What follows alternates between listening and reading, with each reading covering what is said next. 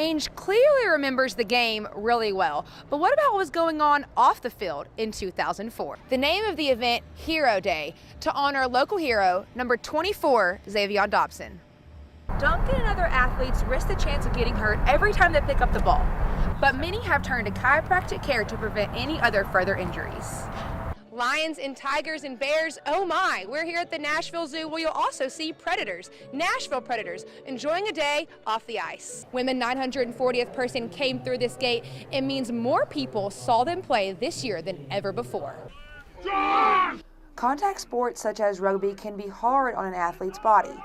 Senior Tennessee rugby player Duncan Bentram knows firsthand the injuries this intense sport causes. I didn't walk for 4 months out of the year. Bentram suffered from 2 torn ankle injuries during his first 2 seasons as a volunteer. But it didn't just keep him from playing his sport. And I didn't get to go to like a single football game because I was just too sore and miserable. 1 out of 4 rugby players will be injured in a single season, and 34% of those injuries involve the athlete's joints and ligaments. My position in the scrum, there's a lot of compression. So when people are going at each other, your back gets folded up, your hips get whacked out of line, your neck gets all jacked up. Duncan and other athletes risk the chance of getting hurt every time they pick up the ball, but many have turned to chiropractic care to prevent any other further injuries. Like, I don't know who I was before chiropractic. After Bentram's second ankle tear, Dr. Jason Bloom became the rugby team's chiropractor. My whole goal is to get their spine functioning properly. If we can fix their spine, everything will fire the way it's meant to. And not only do injuries go down, but performance goes up. Bentram and his teammates go to Bloom's office at least twice a week for adjustments. Before practice, a typical visit includes warming up your muscles to make the adjustment easier, using neck tractions as well as the red wobble cushions. In my opinion, is the best way to not only make sure people don't get injured to the same extent, but it also helps them recover faster once they are injured. Duncan says getting involved with chiropractic has not only been helpful in the performance of the team, but to their health in general. Jason Bloom, he works wonders. In Knoxville, Celeste Ritchason, UT Today Sports. Week 6 of Rivalry Thursday takes us to Morristown West as they face off with the Central Bobcats. This is a great, atmosphere, environment that they do with Rivalry Thursday, so we're fortunate to be picked to take a part in that. Bryson Rosser and his Bobcats had a rough start to this season dealing with multiple injuries, but are ready to get back on the right track in front of the cameras. Standing in their way are the 3-2 Morristown West Trojans. Rivalry Thursday's Mark Packer sets the schedule early in the year, choosing teams he believes will be competitive matchups. This is a non-district game, but at the same time, Central and Morristown West are predominantly really good football programs. So for us to have a chance to have a good football game, you want good football programs together that are about even. I think these are. And Packer was right. Mo West led the majority of the game, but Central down 5 with 14 seconds left. Trey Mitchell throws a Hail Mary to his receiver, Tony Reeves, sets them up on the 12-yard line with 4 seconds left in the game. Mitchell rolls left, throws back, receiver is there, touchdown!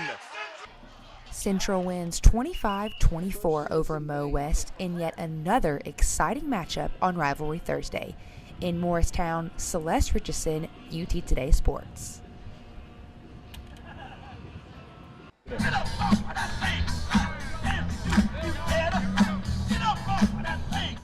James Brown pumping through the speakers at St. Thomas Sports Park as the Titans get in their pre-practice stretch.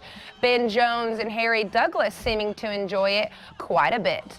The thought of an actual game probably gets them bouncing too. The Titans' preseason opener coming up on Saturday when the San Diego Chargers pay a visit to Nissan Stadium.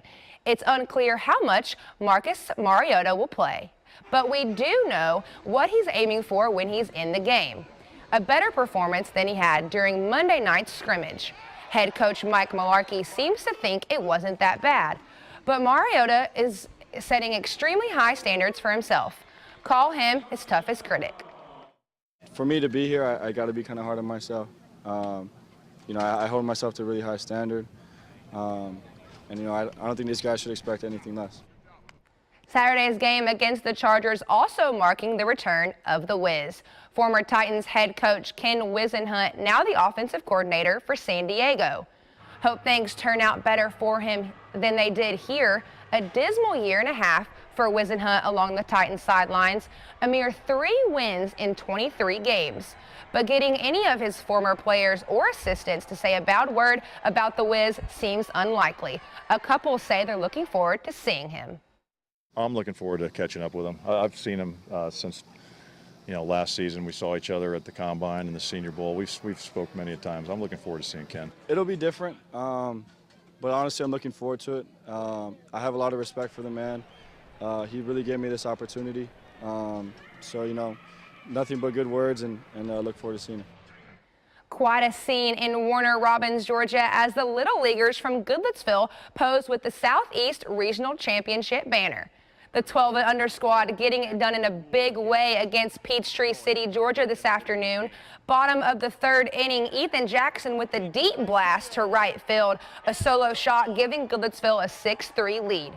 He wasn't done. 1 inning later, Jackson at the plate with Goodlettsville ahead 9-3. Another solo home run, this one to center field. Goodlettsville pulling away from Peachtree City later in the inning, a chance to end the game with the 10-run rule. Leading 12-3, Tanner Jones, another long ball to left field, a 3-run shot, and that's it. Goodlettsville's heading back to the Little League World Series for the first time since 2012. The boys crushing the kids from Georgia 15-3. Finally, the Nashville Sounds continuing its road trip. They lose to Round Rock 8-3. The Sounds returned home on Friday. I'm Celeste Ritchason, and that's your sports update. Titans rookies and vets are hitting the field for the first time together. Coach Mike Malarkey not thrilled about the 11 penalties called on his team today, but said there were some positives on the first day of organized teamed activities. Slow start to things we'd been doing for a couple of weeks, but I thought once the momentum or the periods picked up and the speed picked up, it got better. It definitely got better. Still too many mistakes, too many penalties we got to fix, but very first day, very first time you're lined up against a guy since the end of last season, I thought it was pretty good. Practice not ending on a great note, offensive lineman Byron Bell dislocated his left ankle. He's already been ruled out for the season. At St. Thomas Sports Park, Celeste Ritchason, Fox 17 Sports.